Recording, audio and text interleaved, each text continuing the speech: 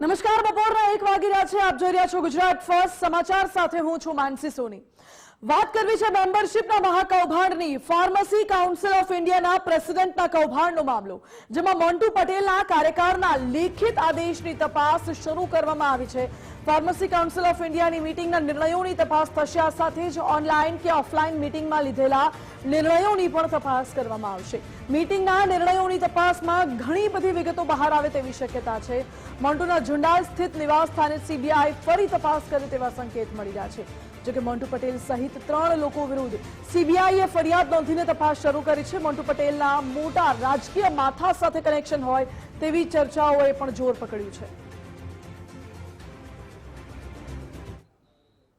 તો pharmacy council of ઇન્ડિયાના પ્રેસિડેન્ટના કૌભાંડનો મામલો, જેમાં ડોક્ટર મોન્ટુ પટેલના કૌભાંડની તપાસમાં ઈડી પણ જોડાય તેવા સંકેતો મળી રહ્યા છે. ફાર્મસી કાઉન્સિલ ઓફ ઇન્ડિયાના પ્રમુખ પદે મોન્ટુ પટેલનો ભ્રષ્ટાચારી વહીવટ સામે આવ્યો છે. સીબીઆઈની તપાસમાં ઈડીની એન્ટ્રી થશે તો મોન્ટુ પટેલના રહસ્યો ખુલવાની શક્યતા છે. મોન્ટુ પટેલ હાલમાં ભૂગર્ભમાં અથવા તો વિદેશ ભાગી ગયો હોય તેવી આશંકા હાલ તો સેવાઈ રહી છે.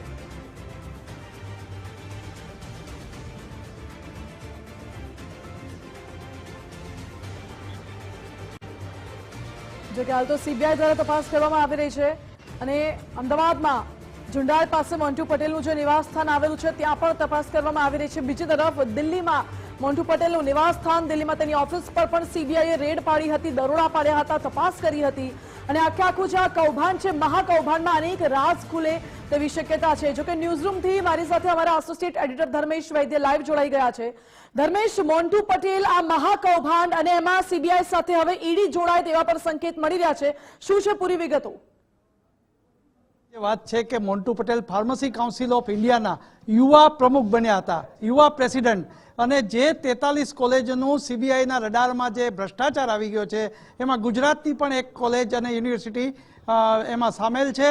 એમની સામે ફરિયાદ થઈ છે. પણ અત્યારે જે અપડેટ મળી રહ્યા છે કે સીબીઆઈ સાથે ઈડીનો સકંજો પણ મોન્ટુ પટેલ ઉપર કસાઈ શકે છે. સૌથી મહત્વની વાત એ છે કે ઈડી પણ સીબીઆઈ સાથે તપાસમાં જોડાઈ શકાય છે.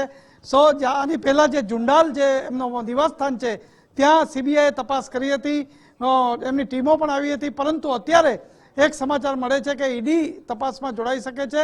ઉપરાંત ફરીથી તપાસ માટે સીબીઆઈ પણ ઝુંડાલના નિવાસસ્થાને આવી શકે એવું છે. સૌથી મહત્વની વાત એ છે કે જે કોલેજ, ફાર્મસી કોલેજની જે મંજૂરી હતી એ મંજૂરીમાં રૂપિયાનો વહીવટ અને એને કારણે જે આખો મામલો પ્રકાશમાં આવ્યો છે, સીબીઆઈએ એફઆઈઆર કરી છે.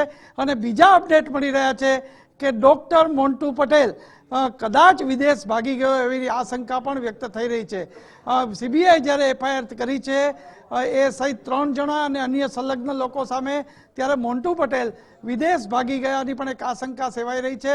અને જ્યારે એક એમના પીએચડી વિશે એક વાત આવી છે માનસી, તો સૌરાષ્ટ્ર યુનિવર્સિટીમાં 3 વર્ષ પહેલા એમણે પીએચડી કર્યું છે. પણ એ પીએચડી નિયમ અનુસાર કર્યું કે કેમ એ પણ એક તપાસનો વિષય છે. એ જે વિષય ઉપર HIV ઉપર આખો એમણે પીએચડીનો મહાશોધ નિબંધ લખ્યો હતો.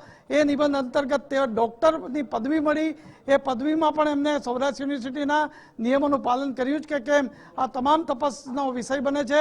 પણ સીબીઆઈ ફરી તપાસ માટે ઝુંડાલના નિવાસસ્થાને આવી શકે છે અને ઈડીનો પણ સકંજો જે છે એ થઈ શકે છે. જી ઓકે ધર્મેશ, આભાર આપનો. એટલે સીબીઆઈની સાથે ઈડી પણ આ તપાસમાં જોડાય તેવા સંકેત મળી રહ્યા છે. જો કે હાલ તો પ્રાથમિક વિગતો એવી છે કે મોન્ટુ પટેલ અત્યારે ભૂગર્ભમાં ઉતરી ગયું છે અથવા તો વિદેશ ભાગી ગયું છે, પરંતુ તપાસનો ધમધમાટ વધુ તેજ થઈ ચૂક્યો છે.